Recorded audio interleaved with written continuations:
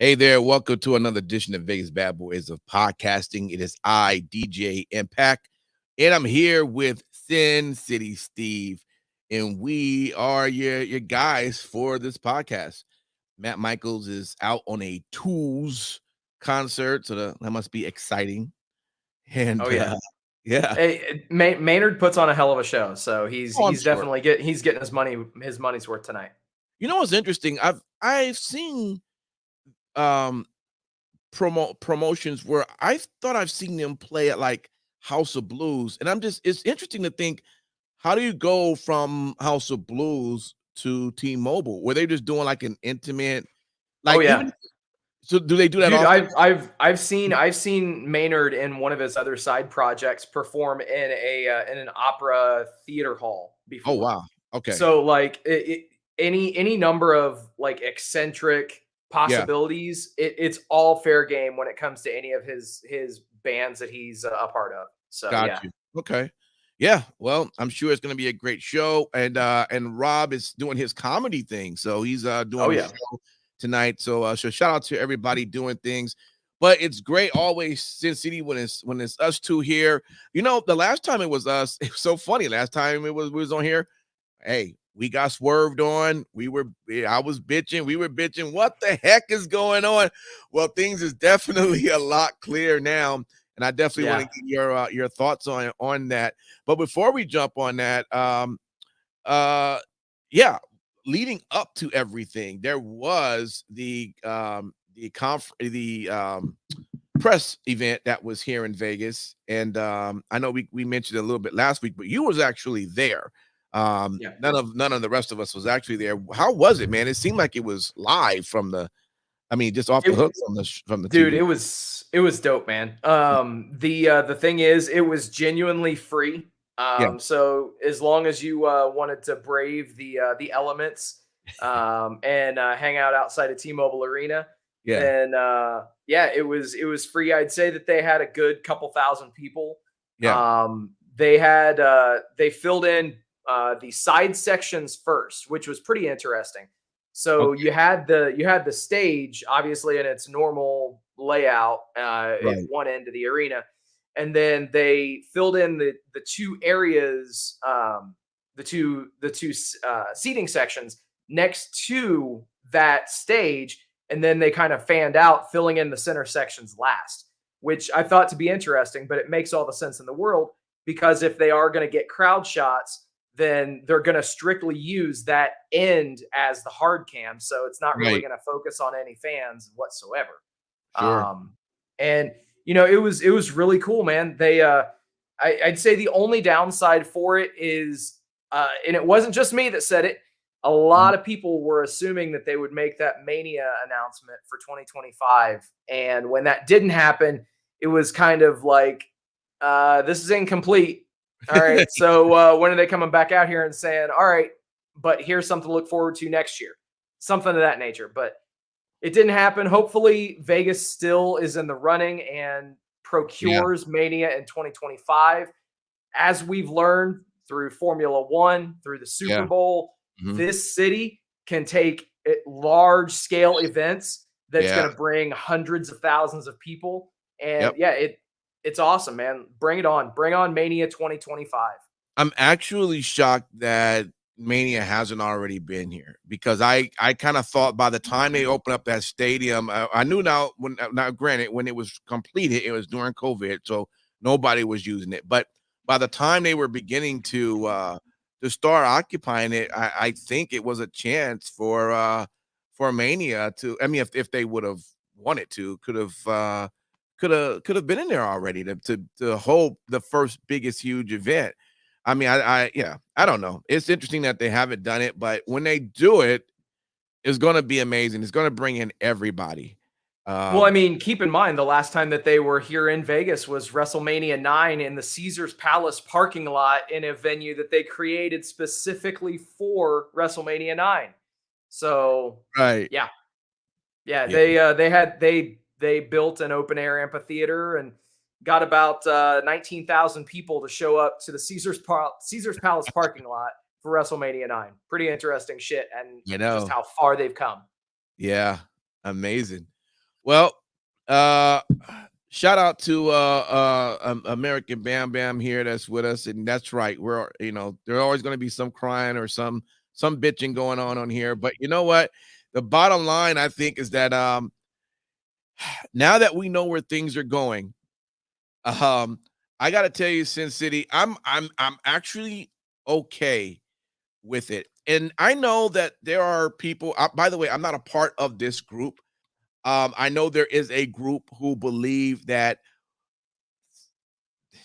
WWE quickly switched everything back around, that they really was going to go with The Rock and that fans. I actually don't believe that. I actually do believe it probably originally was going to be planned this way. And the only reason why I say that I have to believe this because I cannot think that you put this much in building Cody's story to say we're not going to do it. I'm just saying. We get to debate this. I'm actually pretty happy about this because we're going to do this on the fly. We didn't even discuss this. Yeah. It was definitely a pivot, man. I think the exact opposite. I think it was a pivot for sure. And why is that? So keep in mind, Cody at the SmackDown where he seemingly abdicated his title shot to Roman Reigns, and everybody made light of how bad that made Cody look and how much of a geek he looked like after that show. The fans completely rejected it everywhere. You saw the We Want Cody stuff. Now, how much of that was put out by WWE? Who knows? But in any event, what we do know is that they made some decisions. So if this was the decision all along, then okay. But dude, if I had any kind of a betting stake in it, I would venture to say that they pivoted as soon as they saw the negative reaction that their brand new board member received. Why would they bank on Rock being a heel? Why would they assume that he's going to come back and that he's going to get this reaction that he got? If it's any other time period, they're going to have The Rock come back and he's going to be a gigantic babyface. But how do you then explain, like, Cody, when first off, he won. He gets to choose who he wants. We all know what belt he wanted to go for. So why do you just throw The Rock in there and we're just supposed to just ignore all of that? Like, because they had been building to that for two plus years. And I'll be the first one to admit that, this is something that they were talking about doing last year in LA, but Dwayne's schedule couldn't make it work. So that's why we got the matchups that we did. But realistically, this, he gets named to the board and then just a few days later, everything happens. Now, keep in mind, the X factor in all this is that Vince McMahon was very publicly ousted right around this time as well. So you can say whatever you want, but they generated a ton of buzz, an absolutely ton of buzz. And as American Bam Bam says, magically, Vince McMahon ain't been talked about anymore. And this is the topic of the day. How surprising. Yeah, realistically, if there's something that is giving you negative PR, what better way than to do something crazy and outlandish just to get people's minds onto the new thing and away from the negative thing? But can that still have been so? What I like to think of this into long term planning. Okay, like we talked about. So I'm just saying I don't believe the Rock probably wasn't necessarily originally into all this. They probably did see that opportunity to maybe throw that in after what happened to Vince as a distraction. But I don't think it was ever still planning on making it Roman versus Rock. That's all I'm saying. Was it still all right to what they did? Was that all the distraction and plan? I'm sure that probably came in afterwards. But it's just hard to believe that they were just going to take that away from Cody that way. That was just more than a distraction. That was now like, how could you not see that coming? How would you not think that fans would not have that type of reaction? Now you're being naive to the product that you're putting together. I mean, they're controlling the narrative. And that would be something that was just like, well, why are we just throwing all this away? I don't know. I mean, Yeah. dude, ultimately, I think that for me, it is looking at this new era of WWE and giving them the best possible case scenario in that, hey, they're actually listening to their fans with the product. So Yeah. I'm going to give them the benefit of the doubt. And that in my mind, that's what I'm going to commit to, that's my truth. Right. Because, I do want to believe that things are different and that everything is running much more differently than previously. And that is, it's apparent on the production of the shows. You're definitely able to tell a difference. And I can say that being somebody who watched the product, stopped watching the product for one reason or another, because of dissatisfaction. And now that I've started watching again, I'm noticing that things are, I don't want to say more adult oriented because that immediately puts a different connotation out there, but it's a more aggressive kind of a realist kind of an approach that I'm getting from their programming. And that media event was something that really kind of put everything into perspective and just put the best foot forward for me, as somebody that I love Mania season every year, whether I'm watching the program or not. I'm gonna at least follow more because this is the best time of the entire year to be a professional wrestling fan, regardless of what you say. The lead up from the Rumble to Mania is a time period that just about anybody can get into. That is a professional wrestling fan, not that's an AEW fan, not that is a WWE fan.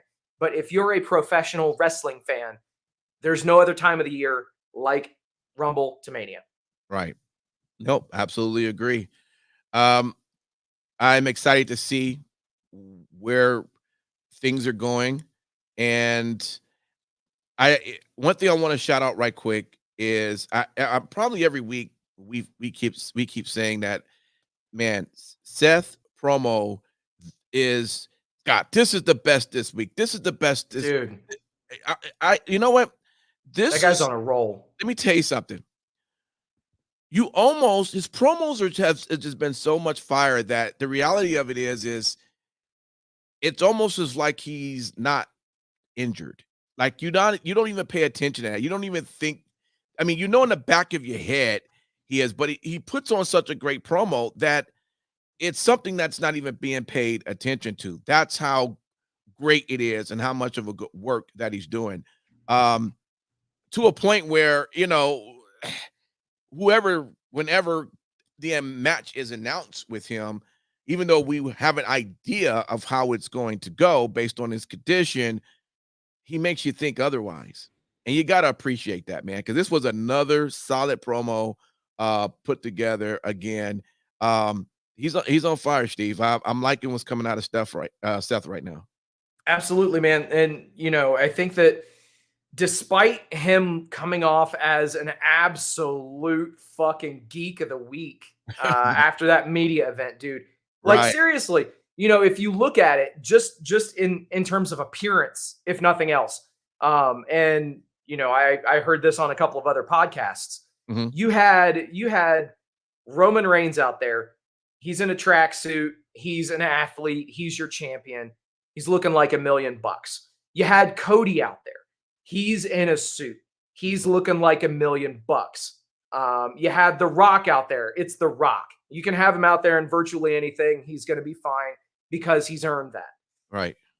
You have Seth Rollins out there looking like a fucking sideshow grandstander.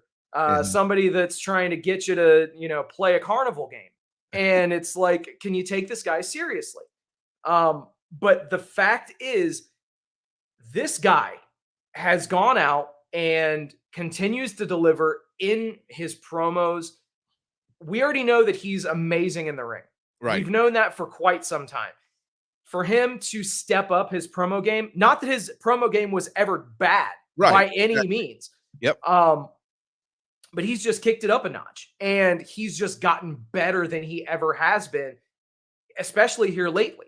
Right. And, going into his Mania match, which, we'll find out who he's facing via the Elimination Chamber, which it better be Drew McIntyre. But anyway, that's beside the point. Right. Yeah. Yeah, I think that we all know, regardless of the outcome of the match, as you mentioned, Seth is going to go out there. He's going to have a killer match that is going to steal the show of whatever night of WrestleMania he's on, because he does that every single year. It's awesome. Yeah. Absolutely. And I mean, speaking on Drew is firing at all cylinders. I'm at this point ready to just say, dude, he wins it. So take this however you will. Yeah. Drew McIntyre has not signed his extension for WWE. Wow. So they've sent him a contract, and he's had it for a little over 2 months now. He has not signed that extension. So keep that in the back of your mind as we head into Elimination Chamber. Why is he holding off on it? Is he interested trying?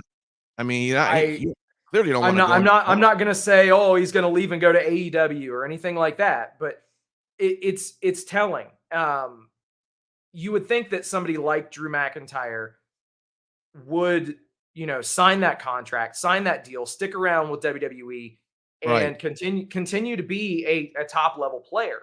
But it's very interesting that he hasn't signed it yet.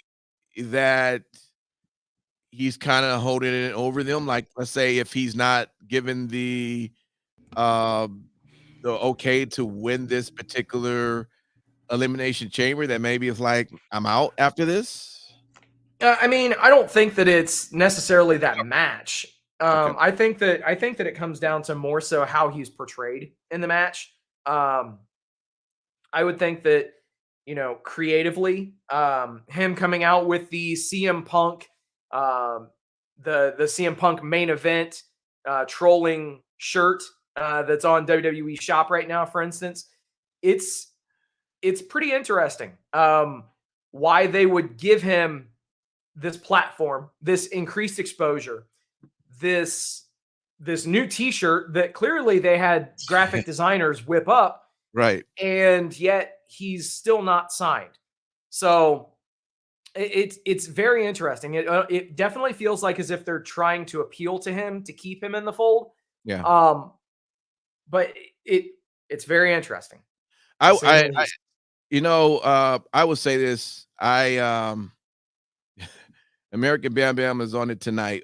First off, I wouldn't forget Drew McIntyre, because I've been a fan of his for quite some time, but his work as of what he's doing right now is very believable, and and he's got a great story too.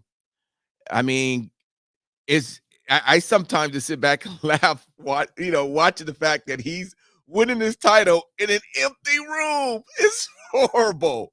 It's horrible. Honestly, that is an extreme injustice. And for him to not get back to the top of the mountain at any point with fans in attendance, that says something. He carried your company during the darkest days of that company or of any wrestling company. Let's be real. It was a time period unlike any that we will ever experience again. Yeah. But in all seriousness, like he led you through that dark time, and for him to not really, have another championship reign after that, that's not good optically. Yeah. So just quickly, this past week, watched all the Raw here. Everything was as good as you would expect as we're moving towards Mania. Liv Morgan over Zoe, I guess. All right. Uh, I okay. R-Truth, JD McDonough. Okay. All right, there was the match there. Everything Truth is doing is just on a whole nother level right now, just with his entertainment. And I, you know what? And I gotta tell you, JD, because I was definitely a fan of his in NXT, didn't know quite how he was going to be used when he got put over to the main roster, but he's holding his own. He's holding his own, and I don't know how quite far that he would go, but put him in with Judgment Day seems to be a pretty good move to do. So, and R-Truth now is making it very entertaining having him on that team as well. So there was that. There was a men's elimination chamber match, LA Knight and Ivar. We all kind of knew how that was gonna go, and then of course there was Sami Zayn and Shinsuke. Shinsuke's another one, right?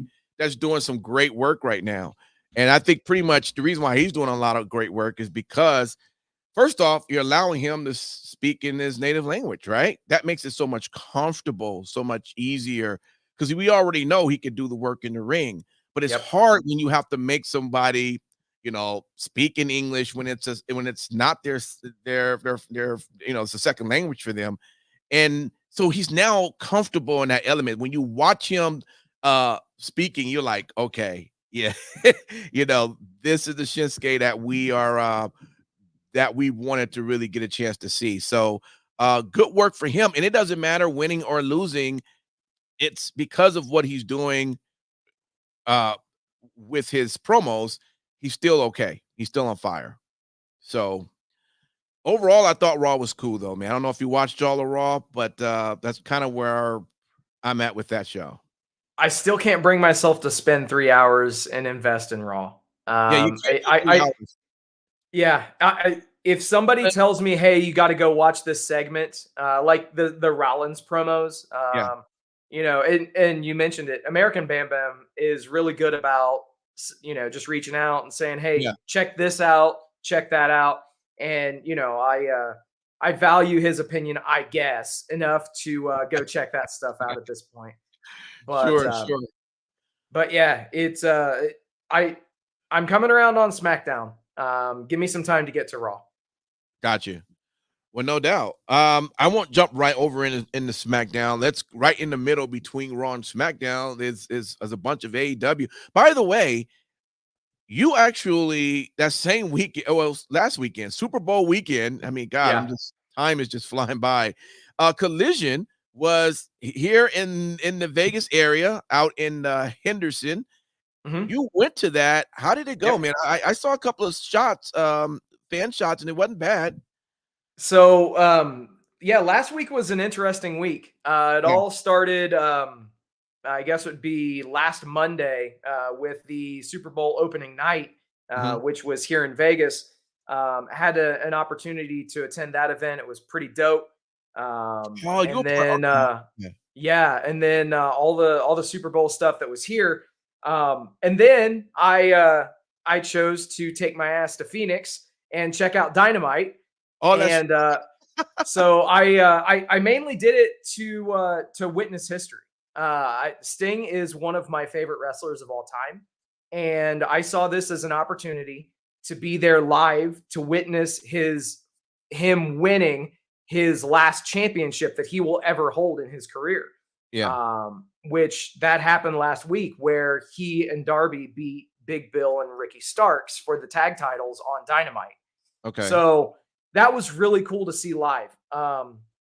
Very, very good house in Phoenix.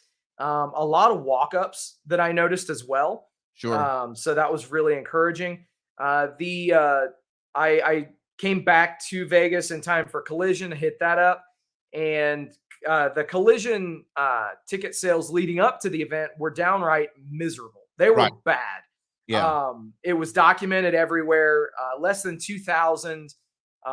It was not good. But fortunately, they did have some good walk up.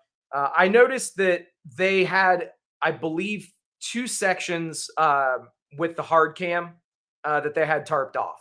Yeah. So, all told, Dollar Loan Center is not a large venue anyway.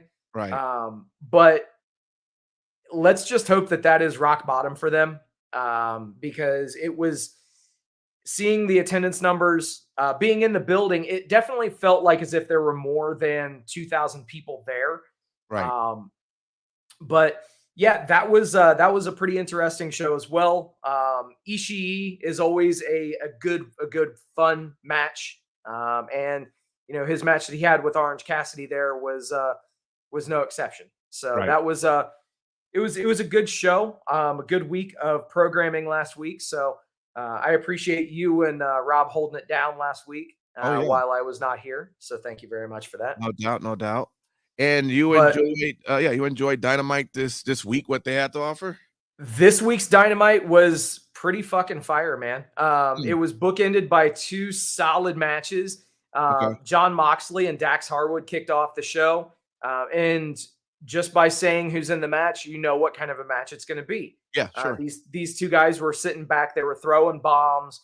They were putting on a solid wrestling match. Right. Obviously, it was Valentine's Day, so of course they had a couple of kiss spots in there. So obviously the internet got pretty pissed off about that. I did remember seeing one of those chats. That's what that was about. Oh, yeah. So I mean, whatever at this point. But that's the thing is I fear that this match got overshadowed by the playful aspect of the match, and the extra stuff that they did. Moxley picked up the win in 18 minutes, putting Dax to sleep. And then the other half of that bookend was Orange Cassidy and Matt Taven of the Kingdom going on last in a Texas death match. Of course, there was blood. And there was more blood in this match than in the Moxley match. Imagine that. That is shocking. But yeah, there was also some sports entertainment intertwined in here. You had Trent Beretta, shout out to him for running down to the ring after Mike Bennett, and you had everybody out there trying to offset the odds. Roddy Strong was out there. Yeah. So of course Trent Beretta goes out there to even the odds, but in a nod to Arnold Schwarzenegger in Terminator 2, okay, he comes down the ramp with a box of flowers and takes the box apart, and it's not a shotgun, obviously, but he had a lead pipe in there. It was a cool visual, really cool nod. You had the nod to Chuck Taylor as well, who sent the Valentine heart that had a bunch of thumbtacks in it, which were involved in some spots in the match too. Right. Taven took a crazy fucking dive. They propped up a table against the announce table on the outside, and Taven dazed Orange Cassidy. Taven ran and jumped over the top rope, did a head first dive, and fucking lawn darted himself right into this table. Ooh. Right into this fucking table. It looked brutal. And then Orange Cassidy basically rolled him back into the ring, picked up the win. Very, very solid stuff there. Now let's talk a little bit about something I didn't like so much. All right. And that is the Darby Allin promo. So obviously we talked about Darby Allin and Sting winning the AEW tag titles last week. Yep. Now, what I did not mention is after that match, you had Darby Allin, Sting, and Sting's 2 sons get laid out immediately after the match by Matthew and Nicholas Jackson, the Young Bucks. They bludgeon Darby to the point where the Jacksons are out there in white suits. They're in white suits. And you know what's coming next. Darby Allin is bleeding everywhere. Yeah. And so they cover the freaking suits of Matthew and Nicholas Jackson. Was this on Dynamite? This was on Dynamite last week. Oh, last week. Okay. last week. And then fun note on Rampage, the new Young Bucks entrance with the, they've got a bit of a Succession ripoff theme. So no longer are they out there to the, the Be Elite or the Kansas song, the Carry On My Wayward Son. So they're out there in a bit of a Succession ripoff song. It's really heelish. They're playing up the fact that they're EVPs, they're executive vice presidents, basically all of the hate that they get online every day anyway. They are now just shoehorning that into their gimmick, into their character. Yeah. They've renamed their finish. It's no longer the BTE trigger. It's now the EVP trigger. So that I loved. That was fine. Yeah. But Darby Allin gets on the mic after calling out the Young Bucks. And dude, this promo served no one any good service in AEW. They didn't talk about getting jumped last week. They didn't talk about Sting not being in the building this week. They didn't talk about the fact that the Young Bucks are still out there wearing the blood-stained suits with Darby's blood on them a week later. Despite the fact that they've changed their facial hair twice in that amount of time, which is pretty fucking funny, by the way. So that they've done nothing with continuity on that. Interesting. The other thing is there were some lines that were mentioned that when AEW started, Darby Allin was homeless and he begged the Young Bucks for a job, and that they would not give him a job. They wouldn't even give him a look. Yeah. So they, as Darby said, thankfully there was an EVP with, some brains, and he wasn't talking about Kenny Omega. So you do the math on who the other EVP was. Oh yeah, that's right. Cody Rhodes. And that elicited a loud Cody chant. So obviously the number one babyface in the other company is now getting cheers on the other show. Wow. Nice job. It didn't do anything to help anybody out. Wasn't good. But I will tell you a promo that I fucking loved. Okay. And that was the Samoa Joe, Swerve Strickland, and Hangman Page promo. So those three are going at it at Revolution in a three-way for the world title. Dude, this match, they are building this match. We always talk about AEW not building matches. They're letting this thing build. The fans want to boo Hangman. They want to fucking boo this guy. Yeah. And I don't know if it's Tony Khan. I don't know if it's the Bucks. I don't know who is doing this, but let that happen. Go full steam ahead with this heel Hangman. Swerve Strickland is out there. He is a monster babyface. He's the biggest babyface in your company. Wow. Yet you're pushing him as a heel. Swerve Strickland has gotten over as a babyface organically, not by any of the stuff that he's done that's been outlandishly bad, but because his promos are so fucking good. The guy is on another level in the ring. He is putting everything together. And quite frankly, this is what so many people had assumed and expected that we were going to get from Swerve when he was in WWE and even when he was in NXT.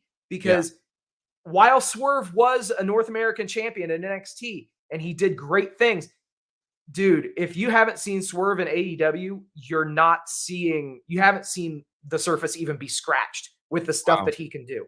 I really recommend that was on Dynamite that you check this shit out. Yes, the Dynamite promo. Once this promo was over, I had a couple of people actually say I wasn't sold on the match, but after this promo, I'm sold on it and I'm going to order the pay-per-view, which is pretty fucking cool. That the viewers of the show reached out to me and, they felt the need to say that to me. Dude, Revolution's looking hot. Check it out. I record, AEW records every week. I just never watch it. But this seems like this past week maybe be worth giving it a watch and see everything that kind of took place. It seems like they're rebounding, man. It seems like they're rebounding. And then, of course, on Rampage, you have Sammy Guevara damn near kill Jeff Hardy. I'm sure you saw that, or at least heard about it. I have heard. But Yeah. Sammy went for a shooting star and just gave Jeff Hardy a good old knee drop right to the back of the head. Oh, And so the thing is, yes, he altered the way that he was flying through the air because it was not supposed to land. Like Jeff was supposed to get his feet up anyway. right. But the overcorrection was what led to Sammy actually knocking Jeff out with that shooting star. So, dude, if Sammy Guevara was in WWE, I would give him a lot of shit by now. So I Right. have to give him shit on this show because I have to keep it 100. Like, you cannot go out there and be haphazard in the ring. We've seen him injure Matt Hardy before. Several years ago during the pandemic. We saw him drop Matt on the back of his head on concrete. Right. And now he's hitting Jeff with a freaking knee drop. Even if it is inadvertent, it doesn't. Dude, he's done this one too many times. Sure. And the next time, they might not be getting up. So it's not very good. Sure. Ooh. Well, there's that, I guess. I thought SmackDown was really good, just all over, and not just saying how the show started with well, actually it ended with Rock and Roman, but yeah, Guns up. Right. But just all of them. The Kevin Owens and Dominic. It's just amazing to see that, although Dominic gets booed and, he's ultimate heel, you like to say, just because of the boos he get. He's really coming out to be a really good talent in the ring overall. And although, you won't necessarily expect him, at least right now, we don't see him going, further than where he's at right now. He's still at a good point, in his wrestling career. But great match overall. And, Kevin Owens, of course, took that qualifying match. So that was good. The Miz and Logan Paul. Once again, Logan Paul is the guy. I mean, every time he's on the ring, I'm doing two things every time he's in the ring. I'm usually laughing, and I'm usually going, "You're such a dick, dude. You're such an ass." That's the only thing that be coming out of my mouth He's so good. That's right. That's what I'm saying. Dude, it's unreal. And it's one of those things where, first off, I'm happy for the point that he takes this business seriously. Oh yeah. You have to take it seriously to do the work that it takes to be a professional wrestler. And I don't believe that, Logan Paul's went through all of the schools and trainings and Nope. and all of that everybody has been through. So it takes a lot. You have to really want this. And, it's showing that that's exactly what's happening.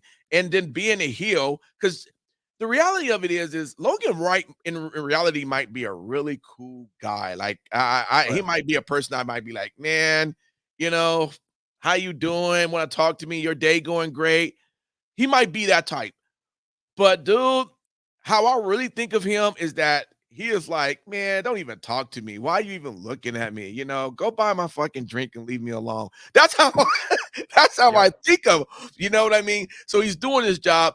The match was good as well. We knew Miz wasn't going to come out on top on that, but yeah, it's going to be interesting to see. And this is going to be his first match in this type of a style elimination chamber. I'm like, dude, are you ready? Oh yeah. So Impact. Let me ask you this. Okay. So we're talking about Logan Paul. I've got to put this into perspective for you. Sure. How many matches do you think Logan Paul has in his professional wrestling career, including the match against The Miz? So I don't listen. I don't think he had any before he did WWE. I just thought he did mostly just his boxing thing like his brother. So whatever that number is, and I don't know what that number is, but I would just start from that very first match we saw him, and that was it. Logan Paul has now been in 10 matches in his professional wrestling career. Crazy. 10 matches. Now, obviously, that's counting the Royal Rumble as a match. Sure, yeah. But if you're counting standard matches, 9. It's pretty Dude, fucking crazy just how good he already is. that's what I'm saying. So you have to give him his props, and when people, Absolutely. you know, if they say how he do it, it's that drive, it's that desire. You have to want it, And the funny thing is that it's not like this is the thing about it. It's not like he has to do this. He's already a rich man. Yeah, you know, he's dude. The guy's almost a billionaire. Right. He's almost a billionaire at this point. So when you're taking this serious, I have to give you your props, your respect, and I love that aspect of Logan Paul. But even as the heel, I like just saying, dude, you're such a dick, because you're playing that role so well. The things you do in the ring, the things you say, the promos, everything just be on fire with them. So, yeah, it's going to be interesting to see what happens in that elimination chamber. Zelina, Tiffany Stratton, of course, they're building up Tiff. Tiff is she's looking good. She pulled off that absolutely that was it moonsault or whatever. Moonsault or whatever. Whatever. Whatever. She pulled it off though. So she just jumps off the top, That's right. And then of course Alba Fire and Naomi. I thought that was a great match. Alba wasn't supposed to really be in there. Supposed to be Shotzi, but she got injured, and hopefully everything goes good with her getting back to where she needs to be. But shout out to Naomi, looking good, coming back. This was, I think, her first match since she been from the Royal Rumble. So Naomi's looking good as always. I enjoy SmackDown, man. And of course, how it ended. Rock just had I'm not gonna lie, I went back to being that old kid of watching The Rock back, when he was doing this thing in his earlier careers. I remember he did when he told I'll never forget the Raw that he did. It was actually in Canada.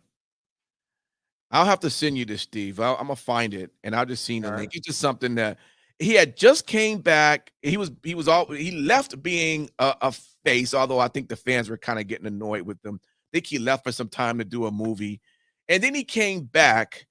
And I'll never forget, it was in Canada, and he ripped them a new one. And no one was ready for that. He told them, "You can't do sing along with The Rock." Yep. Yeah, it was the greatest promo, and that's kind of what almost reminded me a little bit about this promo he did here. He was whooping Utah a new one, clowning them left and right. It's really rare to say this kind of thing, but The Rock was in rare form, right? With that promo, and I was almost thinking like, wait, can you be saying that? You're like a megastar, like what I mean? Of course he can, of course, all the more reason to. Now, the thing that cracked me the fuck up, obviously, is how it all ended. Yeah. And he puts up, obviously, the acknowledgement. But no, you have Rocky putting up the finger gun. Now, was he putting up the finger gun that Cody used after he won the Royal Rumble? Was it saying, "Oh, there's not one, but now there's two"? Or, did he finally join Bullet Club Gold? And was this a ruse from Tony Khan? Well, we know what we can X out. Oh, yeah. I mean, of course he's not saying one or two. Come on. Yeah. But it was definitely just another great take to see that kind of take place again. And yeah, man, I'm just excited overall, man. I tell you what, I'm not going to be excited for. I'm not going to be excited to watch a live show at 2 a.m. because I won't be doing that. Yeah. No, not going to happen. It's like not going to happen. I'll catch it the next day. I think Corey Graves was like, "Hey, if you're in the East Coast, just get up early, and if you're in the West Coast, just stay up." I'm like, "Yeah, that's not gonna happen." No, because if the shit starts at 2 a.m., then it's not gonna end until like 6. Right. No, I'm that's good. the problem. Yeah. No, I'm good. I'm good on that. Well, the good thing is when we do get up, it should be ready to go on Oh Peacock. yeah, You know what I mean? absolutely. So Fire that shit up and go. exactly. So yeah, man, I'm excited for that. But that's practically all I got in terms of WWE, and I know we Yeah. went over AEW. I don't know if there's anything else. So a couple of things. Obviously we've talked ad nauseum on this show about AEW and their lack of commitment to the women's division. You can say whatever you will about the romance storylines and all this kind of stuff. Right. It is at least encouraging for them to attempt a romance storyline as they're doing, which has been on Rampage between Ruby Soho and Cool Hand Ange. And Mhm. evidently they're using Rampage as more of a character development type of a show with 2 matches, Yeah. which makes all the sense in the world. Um, Yeah. they are, they had Renee Paquette do, I believe, 4 or 5 backstage promos with people. So Yeah. you got a lot of promos on Rampage, which that's a good use for that time slot for sure. Um, Right. again, help your audience build an emotional connection with your characters on your show. Absolutely. Um, it's interesting, and evidently we're going to see something to do with the Ruby Soho and Cool Hand Ange thing on Dynamite. Also, of note with the women's division, Queen Aminata did sign and is now all elite. The thing is, and why I'm making a point of saying this Mhm. is the last week, I'd say every single show that I've watched from AEW, she's been on it in some way, shape, or form. Okay. Be it wrestling, Ring of Honor. They've got her in the Ring of Honor women's TV title tournament, even though they don't have TV. Anyway, that's beside the point. Yeah, so they're attempting to create a second title in Ring of Honor for the women. Queen Okay. Aminata, they've had her in that tournament, and they are starting a new sit down YouTube show that Renee is going to be doing on a weekly Hmm. basis, Okay. and it's going to be designed to as a companion for Dynamite and Collision to help people invest in these characters and flesh out some of these new faces. Why should we give a shit about this person or that person? Right. I think that this is a really good usage of their YouTube channel and their resources. You have someone like Renee Paquette on the roster. Use her for what she should be used for, Right. and it's about time that they're doing this. Long overdue. And of course, the one of the best characters in AEW is Timeless Tony Storm, and Right. that shows you, yes, sports entertainment stuff can work in AEW as long as you give it the runway and the time to actually happen and Sure. manifest and Yeah. grow. Right. Um, her feud and match that's upcoming at Revolution with Deonna Purrazzo Right. should be a very good match as well. And Yeah. again, that's another match that they've been building. And by the time that Revolution rolls around, they will have been building that match for over a month. So for Wow. everybody to sit here and say, "Oh, well, AEW doesn't build matches," they're building the world title 3-way, and they're building this women's title match. And like I said, for probably a month, which for AEW is that's noteworthy. Sure. So hopefully they're fixing some of the things that have plagued them, and hopefully they can increase their attendance numbers Yeah. because they shouldn't be drawing sub 2,000. Man, they're putting on a good product. It's just making people give a shit about it, and I think that's somewhere that they've lost their way along the path. Um, Right. but just keep on doing what they're doing. Add in those other elements to make people care about your characters, and just roll through it. If I would say it would probably be a really smart move if Tony Khan really just kind of fade out of saying anything. I think Well, I he mean, he has to make big announcements. like the March 13th, in Boston, big business. Right. And they actually have fucking someone that went in Photoshop and put in the word Boston with $2 signs in place of the one S. Right. Yeah. I just think at this point, just fucking announce that they've signed her. Just make the announcement at the pay-per-view that you've signed Mercedes, please. Right. Exactly. Yeah. Sorry, I didn't mean to step on you. No, I mean, I don't know. He just needs to just be quiet. Just pretend you don't exist. Come back later on. Okay. One thing about when Vince McMahon was on TV, he had his run and then he was off. We didn't hear anything about him. Yes, we knew he was running the show, but we didn't hear anything about Vince. With Tony Khan, it's like you always feel that he's just right there attached to everything what's going on. And I don't think everybody needs to necessarily hear that, see that. I don't think you need to necessarily thank people all the time. You don't need to have big announcements. You don't. Just shut up and let the company just run. I think in other words, I think the big problem with AEW is him. And I think if he was to kind of step back, and not step back in terms of not doing the hands-on stuff, if he still wants to do that, that's fine.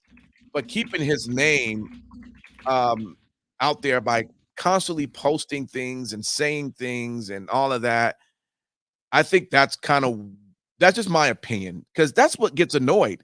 When I look at some of the things that in certain chats I'm in, it's always screenshotting shit that he says. And it's like, dude, let your company do the promotion. Like, let it be from AEW and that's it. Not you. And when you're ready to want to say something every now and every blue moon, then do that.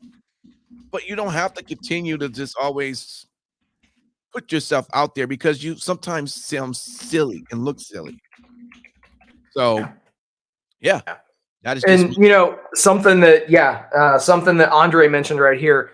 AEW assumes the watchers are watching wrestling from all over the world, builds awareness of your great talent and focus on great storylines that may help. I completely agree. I think that, yes, somebody that prioritizes in-ring product and somebody that likes, New Japan and things outside of your normal WWE bubble. I think that yes, AEW speaks to me more. But at the same time, I could completely understand somebody that is a passive watcher or somebody just flipping through the channels. Again, why should they care about anyone on the TV? Make them care. Make them emotionally invest in the people that are on their TV at that given moment. Right. How are you going to do that? So I have noticed that they've started to do more and more video packages, especially with the CMLL guys as of late too. Yeah. They're doing more media insertions into the show. So they're doing more vignettes. They're doing, things to hopefully start to flesh out the characters. I can see the ball starting to roll. It's just whether or not they're actually going to follow up on these things and make this a consistent kind of an approach. That's right. Because if that's the case, then I think that then they will rebound.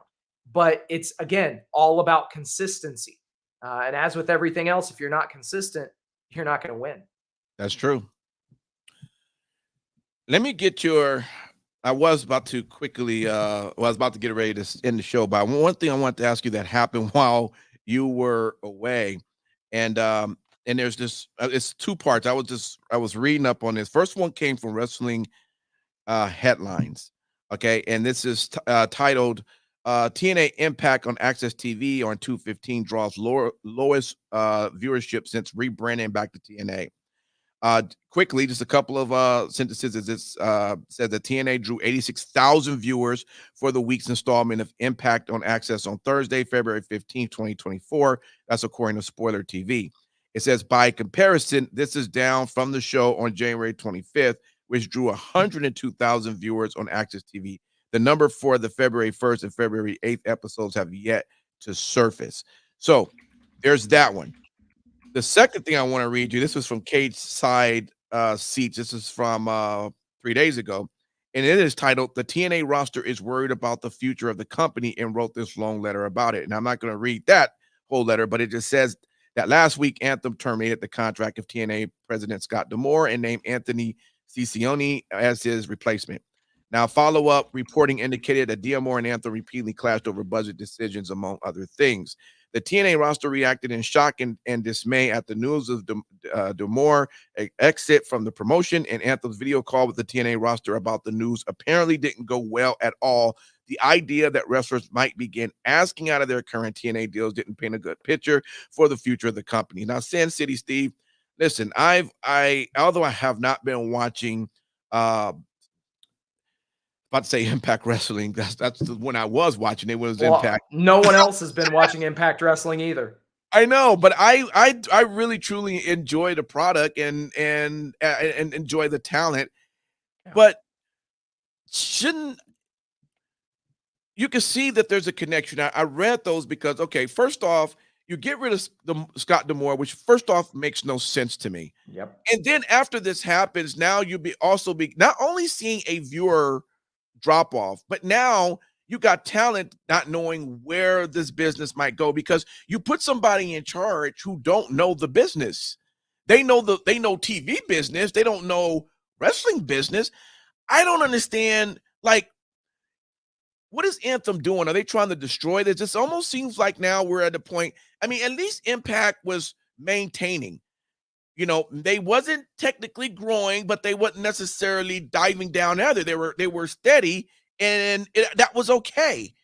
Now it's almost beginning to seem like that plane's about to take that nosedive, and this is going to be unfortunate. What was your take? Because I never got a chance to get it. Hearing about Scott D'Amore being let go.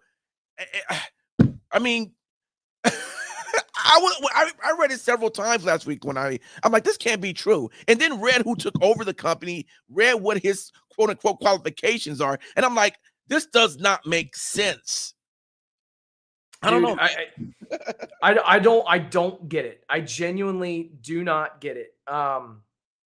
Obviously, you know, seeing the news that Scott D'Amore was let go, I couldn't believe it. It was something that, you know, just back in January at the Hard to Kill event, right? You had Scott D'Amore cut one of the most impassioned speeches in ring that we've seen in quite some time. Yeah, and you know that event and the TV taping, they felt like as if it was going to be a new start for a company that, you know, quite honestly needed a break. They needed a fresh start and things to go right for them. And then immediately after, seemingly, you make this decision.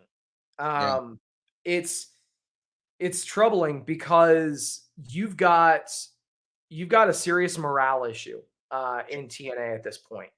And it all comes down to the treatment of Scott D'Amore. And it shows genuinely just how much he was beloved by that roster. Yep. And dare I say, not just by the roster, but look at the viewership by the fans as well. Because keep in mind, if you're a fan, you see that Scott D'Amore, who was in charge of creative and was Mr. TNA for all intents and purposes for years, he's let go.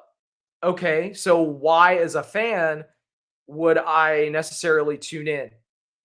Right. You know, there are going to be some of those people that recognize that how much he has his hands in everything creative with that company, or had his hands in everything creatively.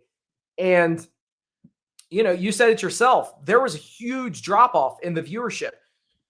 The thing is, TNA is coming back here to Vegas in April for the Rebellion pay-per-view. It's one on sale this weekend. Yep. Tickets went on sale. I already bought mine, so I'm going to be there. But yeah, it's somewhat disheartening. Not that the people that are there are, you know, bad, or that you know, this new guy, even if he doesn't have a mind for the business. But I think that Scott really brought a lot to the table with TNA. Absolutely. And I said it immediately after. If I am Tony Khan, I have already called Scott D'Amore. I have already reached out to him, and I'd say, hey, Scott, I want you to come and work for us, but you can have the reins to Ring of Honor. It is your baby. Have fun. Do with it as you please. Yeah. Oh, that would be great. That is what needs to happen. And that, Tony Khan, if you are watching this show, is what you should do or should have already done. Right. Please and thank you. Absolutely. It's funny you went there because I was actually thinking like, well, maybe he could be the general manager of NXT. You know, you got Regal. You got Regal. You already got an AEW cast off. Come on. I know. But man, I just wanted him to have some sort of placement. I don't want Scott D'Amore to go away. I need him in pro wrestling somewhere. You're just gonna no sell that comment that I threw out there. No, that's I know. I'm actually William Regal, the AEW cast off. Oh, right. Fuck. Yes. Yep. Pretty much. But no, Scott D'Amore will be an asset for whichever company he latches on with for sure. And like you said, it's somebody should already have called him. Already should be in his ear. He shouldn't be trying to figure out what his next move unless he's got several promotions calling him up and he's got options. You know, I mean, come on now. I don't know. It was sad to read that, and we'll see what happens, man. Because listen, if you ain't got your talent behind you and they asking trying to get out or they're not motivated, your product's gonna look shitty too. You know, believe me, it goes all downhill from there. So anyway, yeah. Well, agreed. Thank you everybody for hanging out with us this evening.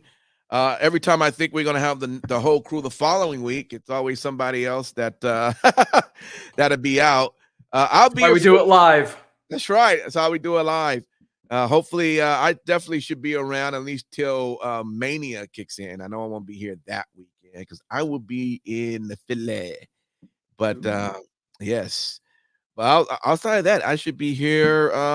You know, going forward, and hopefully you guys enjoy Wrestling Talk. We didn't do our regular segments. Also, programming note: it won't be a 3 count. Recorded later tonight or released on Tuesday. Like I say, we'll get back to it once we get all the other guys and everything. But really, we just wanted to hang out with you all tonight. We appreciate you. So, with that, final thoughts for you, Sin City. Absolutely. Thank you guys for hanging out with us tonight. Thank you for liking, sharing, subscribing, doing all the stuff that you guys do. We appreciate each and every one of you. Also, very special shout out and thank you to all the brave men and women serving this country, whether you're doing it on lands, foreign or domestic. Thank you for doing what you do so we can do what we love to do. And last but not least, repsports.com, reppsports.com. Go there for all your pre-workout, weight loss, and general energy needs. Again, repsports.com. Use promo code Vegas at checkout and save yourself 15%. All right. The Elimination Chamber. Shout out to you, Micah. I see you, man. Thanks for hanging out. You hopped on right at the last second. I like giving Micah some hell. It's good to see you, man. American Bam Bam, as always, appreciate you. Andre, Charmaine, people that hung out with us. Thank you. Yeah. We love it. And if you do it every, you know what? Y'all come every week. We do this. Maybe we'll start just growing and more. But we gotta grow our fan base like like AEW needs to grow theirs and TNA needs to grow theirs so we can become the WWE of podcast, right? Boom. There you go. Absolutely. Right. Absolutely. All right, man. So with that, y'all take care and happy wrestling to you all.